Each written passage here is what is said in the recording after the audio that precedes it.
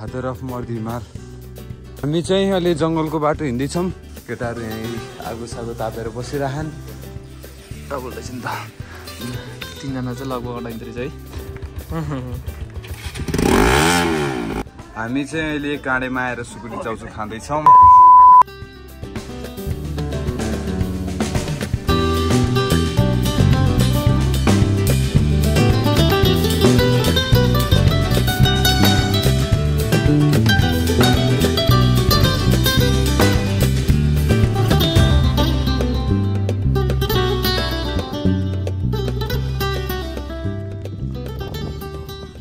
यस्तो कुहिरो र तुवा डोला रौडा भएको दिन पनि होइन, केही छैन। माथि हामी जाँदा चाहिँ भ्यू खुल्यो, बेस क्याम्पसम्म गएर आयौँ होइन। अनि यहाँ चाहिँ तपाईँले देख्न सक्नुहुन्छ फादर अफ मर्द हिमाल।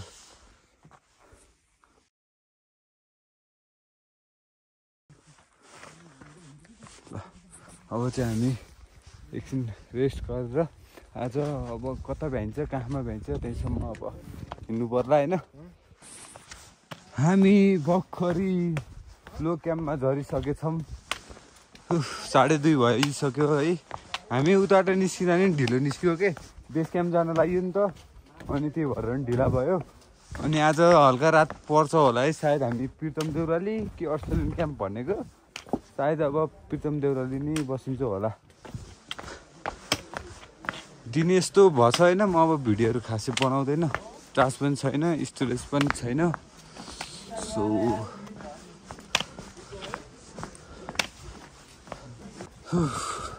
फाइनली हामी फरेस्ट क्याम्प पनि आए झरिसक्यौँ। घोडा हुन् कि खच्चर हुन्, घोडा हुन् हेऱ्यो त कि गधा हुन् र गधाहरू छन्। त्यहाँ भलिबल पनि खेल्दो रहेछ यहाँ चाहिँ होइन, सही हो। हामी चाहिँ अहिले जङ्गलको बाटो हिँड्दैछौँ। 2 जना केटाहरू चाहिँ रक्कै हिँडिराख्नु के अरे, थोरै 5 मिनट अगाडि होला। हामी चाहिँ बिस्तारै बिस्तारै हिँड्ने हो। अब चाहिँ हामी लगभग आधी घन्टाभित्रमा चाहिँ प्रितम देउराली पुग्छौँ, त्यहीँ गएर बस्छौँ। अब के भयो भन्दाखेरि बिहान अब 2 दिन गरेर हाइक्याम्प गरेर बसियो। त्यसपछि बिहान 4:30 बजे उठेर 5:15 त्यस्तैमा चाहिँ हामी भ्यू पोइन्टको लागि गइएको थियो। अनि त्यहाँ भ्यू हेरेर 2-2.5 घन्टा उकालो हिँडेर हामी मर्दी बेस क्याम्प गइयो। त्यसपछि झरेर हाइक्याम्पमा खाजा खाएर अनि त्यहाँबाट हिँड्दा 12:30 बजे थियो। अनि बाटोमा चिया खाजा खाना खाँदै आउँदैखेरि अहिले चाहिँ 6:30 भन्दा हल्का बढी भयो होला, 2-4 मिनट। ओ गाइज, हामी फाइनल्ली होटलमा आइसकेछौँ। हामी चाहिँ मर्दी स्टेसन भन्ने यो प्रितम देउरालीबाट हल्का माथि हो होइन, यहाँ छौँ होइन। केटाहरू यहीँ आगो सागो तापेर बसिरहन्। अनि के छ बडी बिल्डर खुट्टु चाहिँ कोमा भयो होइन। केटाहरूले कफी खान लाहान्, म चाहिँ नखाने भयो। 5 जना हो नि। हामी चाहिँ खाना खाँदैछौँ। केटा हो ल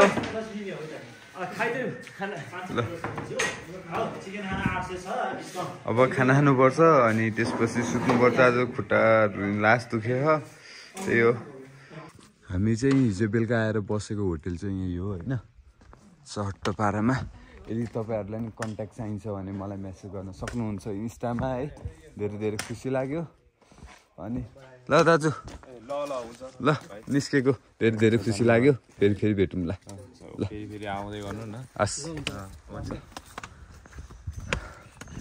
नम्बर पनि यहीँ छ, कन्ट्याक्ट गर्दा सक्नुहुन्छ। अब हामी चाहिँ यहाँबाट अब केटाहरूको खुट्टा के छ बवाल भयो नि होइन आज त, हिजो दकुरेको कमाल। अनि अब हामी चाहिँ यहाँबाट प्रितम देउराली थोरै धेरै लाग्दैन होला पुग्छौँ। ओ केटा, यो ठाउँलाई के देउराली भन्नु अरे? सम्झे देउराली। ल अब चाहिँ हामी यहाँबाट के भन्छ अरे प्रितम देउराली झरेर पोथाना हुँदै अस्ट्रेलियन क्याम्पबाट जान्छौँ। हामी चाहिँ यो टुप्पोले छेको होइन हो, यो टुप्पोले छेको नदेखिन्थ्यो, वहाँ पुगेर आइयो होइन। हिजो यहीँ माथि देउरालीमा बस्यो। अनि यो चाहिँ पोथाना आइसक्यौँ हामी है। मेरो त लास्ट खुट्टा दुखेर हिँड्नु नि भएन। ए निलो घर रातो घर सही हो तर महँगो महँगै हो गाई चाहिँ त यहाँमा त गाडी आउँछ नि त गाउँको हिसाबले चाहिँ महँगो रहेछ यार खानाको यताउतिको है माथिको लेखी महँगो रहेछ कि हामी माथि अब नर्मल्ली होइन हाइकेमसम्म पनि साझा खानाको चाहिँ 650 630 त्यस्तै थियो यहाँ पनि त्यही 600 भन्दो रहेछ होइन अनि त्यस्तै छ है यताको माहौल फाइनल्ली हामी अस्ट्रेलियन क्याम्प आइसक्यौँ हिमाल चाहिँ बबाल देखेर माछा उसी चाहिँ लगभग कुरुल ढाकिसक्यो थाक्यो हिजो मात्रै हामी त 28 कि कति किलोमिटर हिँडेको यार हिजोको दिनमा मात्र ल यो सानो ट्रेक तथा हाइकिङको लागि चाहिँ अस्ट्रेलियन क्याम्प चाहिँ बबाल प्लेस हो है नाइट आउट गर्न आउँदा हुन्छ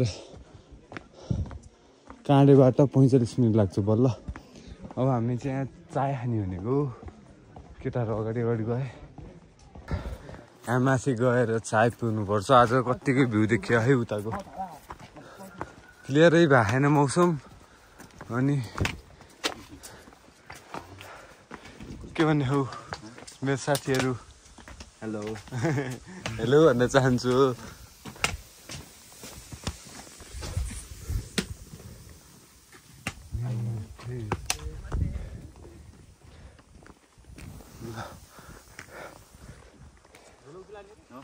ल आई लभ अस्ट्रेलियन क्याम्प हामी गएर आएको भाग चाहिँ छेक्के जग्गै छेक्यो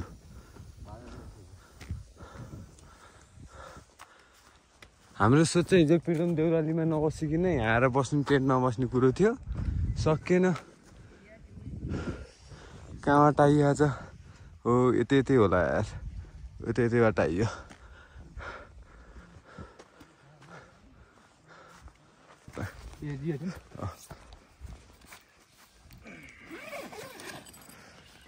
डबल रहेछ नि त 3 जना चाहिँ लगभग अटाइँदो रहेछ है 3 जना चाहिँ अटाइँदो रहेछ 2 जना त इनाफ हुँदो रहेछ तातो है तातो हुँदो रहेछ यार तैँले घामले तातेर नि होला सही हो ल नजारा यता फेवाले गएन तुयालोले छिकिरह्यो यता हेम्जा भइहाल्यो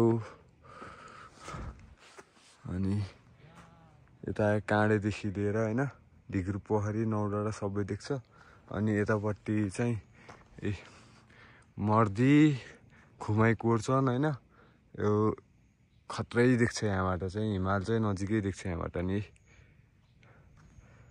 यहाँ चाहिँ चाय पिउँदैछौँ सर्ट त केटाहरू अनि यता हिमाल है यहाँ मुर्गा पनि कुन जातको मुर्गा रहेछ यार हेर न यहाँ यो मुर्गा कुखुरा जातको मुर्गा हामी चाय पिएर नि अस्ट्रेलियन क्याम्पबाट गोलडाँडा झरिसक्यौँ अनि यो मौसम यता किन क्लियरै छैन कि यस्तो बवाल भ्यू देख्थ्यो म माथि अस्ट्रेलियन क्याम्पबाट नि तल चाहिँ यस्तो पोल्युसनले गर्दा हो कि केले गर्दा हो यस्तो धुम्बल दिन पर्यो यता चाहिँ दाउरा चिरेर है म जाने बेलाको भिडियो नि हेरिसक्नु भयो होला होइन त्यो ठाउँ त अब अँधेरो थियो खासै भिडियो पनि बनाएन अनि हामीले बाइक राखेको चाहिँ यहाँ अगाडि हो यहाँबाट काँडे निस्किएर अनि हामी घरतिर जान्छौँ एक ठाउँमा खाजा खाएर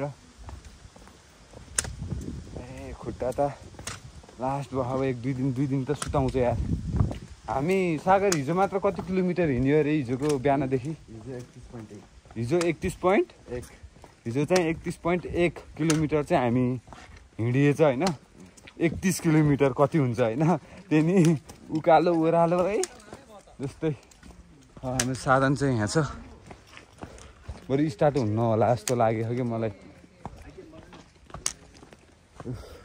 4 दिनपछि बाइक स्टार्ट हुँदैन होला है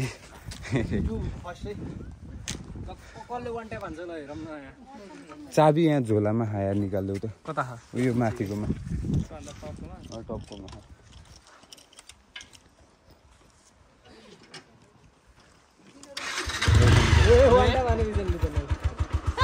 लौ न ल भिडियो समाचार नै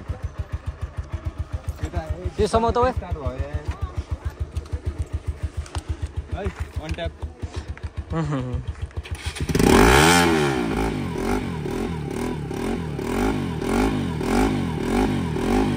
दुईटैको वान ट्याप हो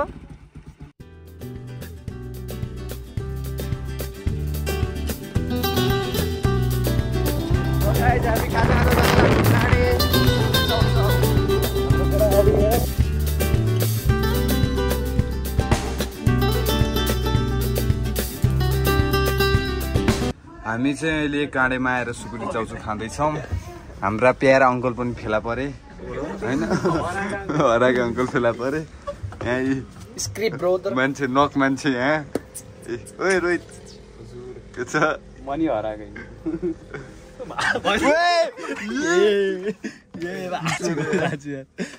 चोरे यार भिडियो गर्ने कुरामा सुकुटी चोर्दै